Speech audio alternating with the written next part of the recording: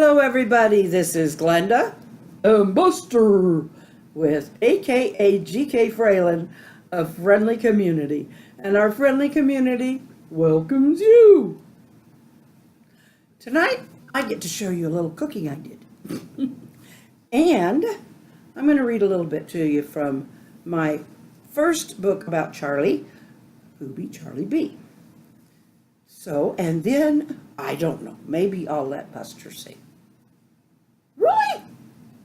Really? You let me sing? Well, let's see. Okay.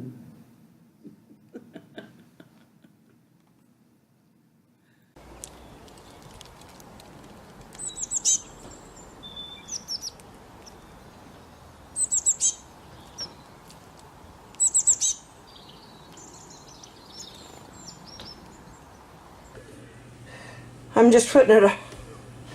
Okay. I put all this chicken in here. It's a big batch. And it's been cooking since about 3. We'll drain off part of the broth and put in some barbecue sauce and probably some Lynch or French dressing to give it a little sweetness.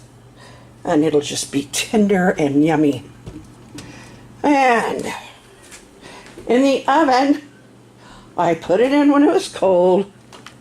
There's corn on the cob and potatoes in there. And they're done, so. But he turned them down. And I'm resting. So you can look at all the mess on my counter.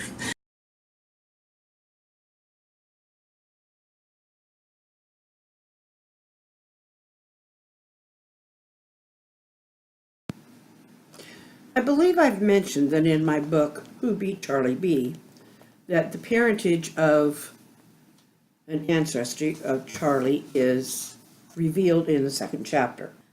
I'm going to read an excerpt.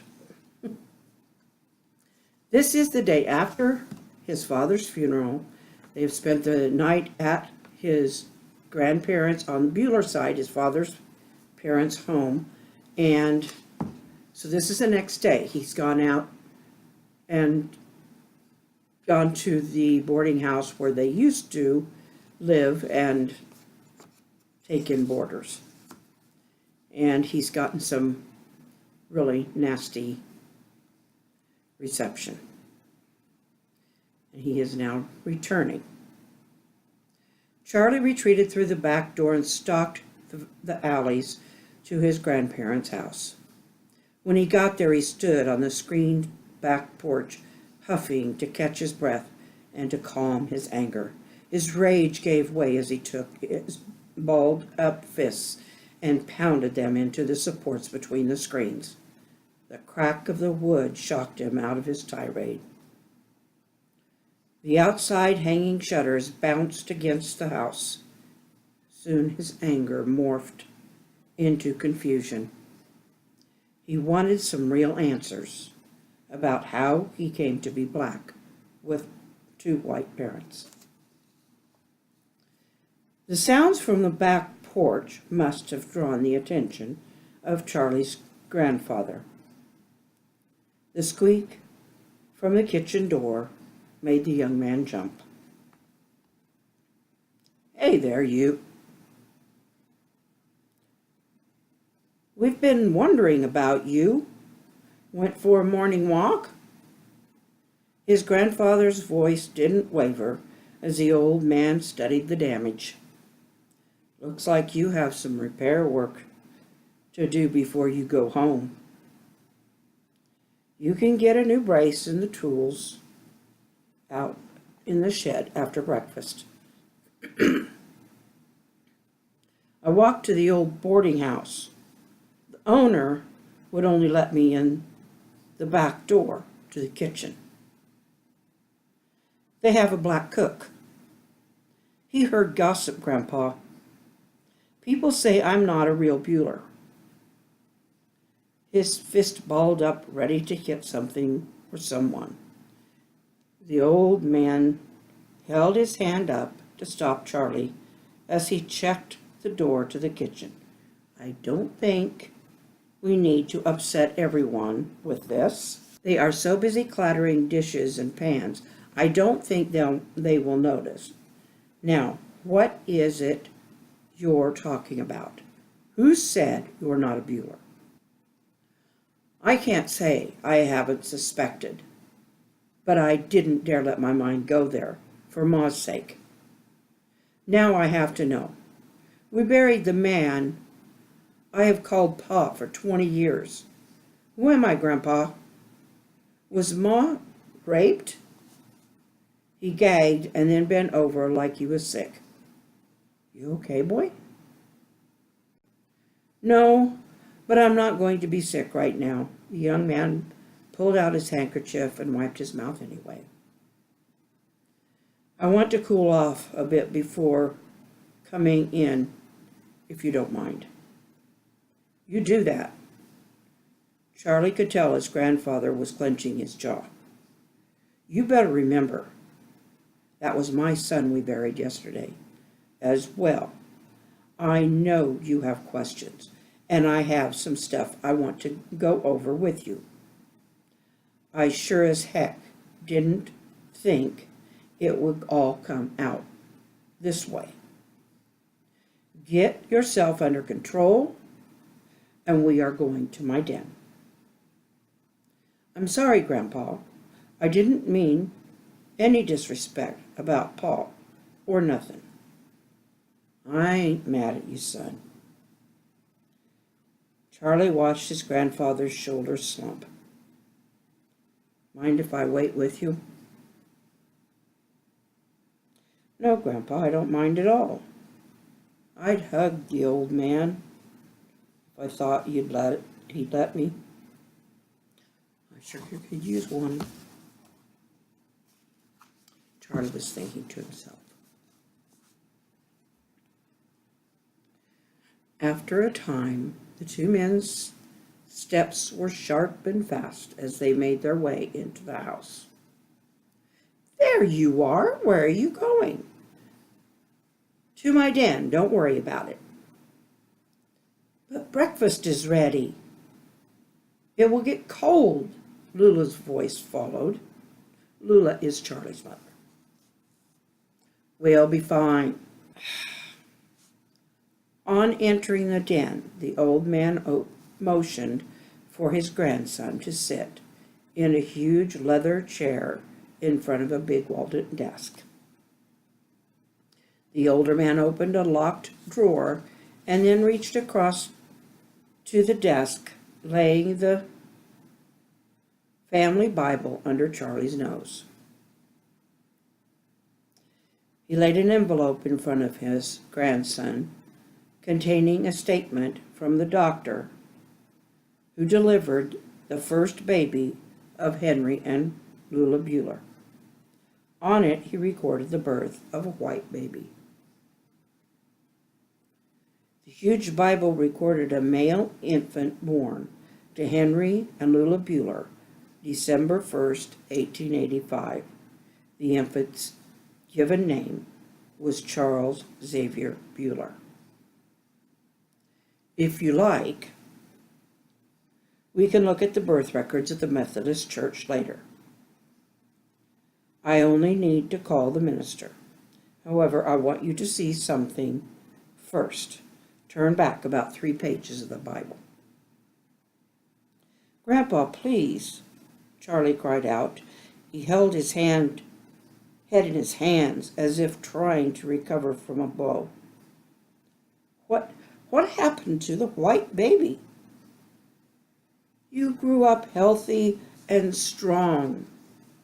Me? Son, your skin is a light shade of brown.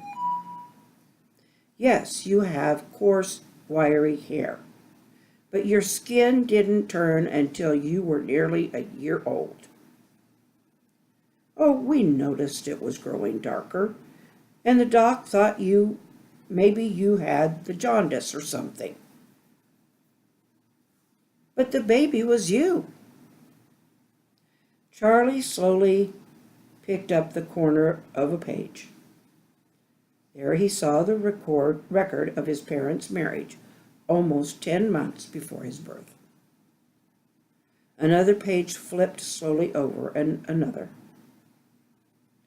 His mouth dropped as he looked at a script on the page. Read it out loud. I want you to hear it from your own mouth. Walter Bueller, a slave owner from Alabama, did bed and impregnate slave Bessie, who conceived a child. A male child was born with white skin to Bessie. The child remained white. Walter and wife Helena adopted the boy. This record is to be sealed in wax by Walter Bueller until such time as descendant breaks such seal. The letter is signed by Walter Bueller and witnessed by Lon Argo, attorney at law, 20 March 1791.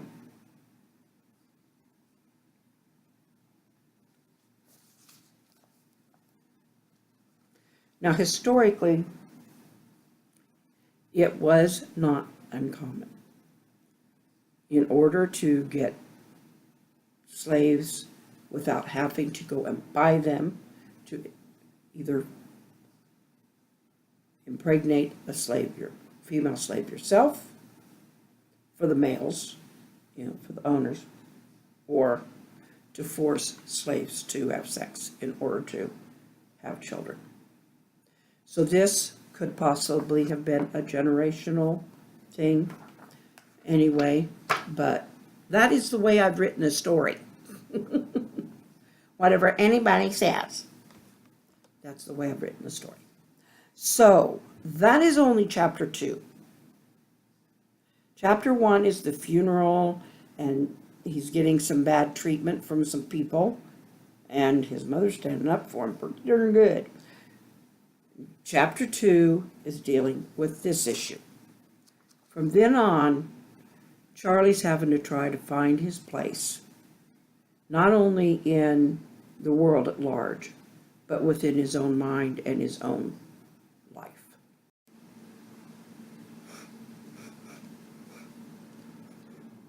What's the matter? I feel so bad for Charlie. That's terrible people treated him like that. Well, it wasn't easy for people like Charlie back then. Are you going to sing?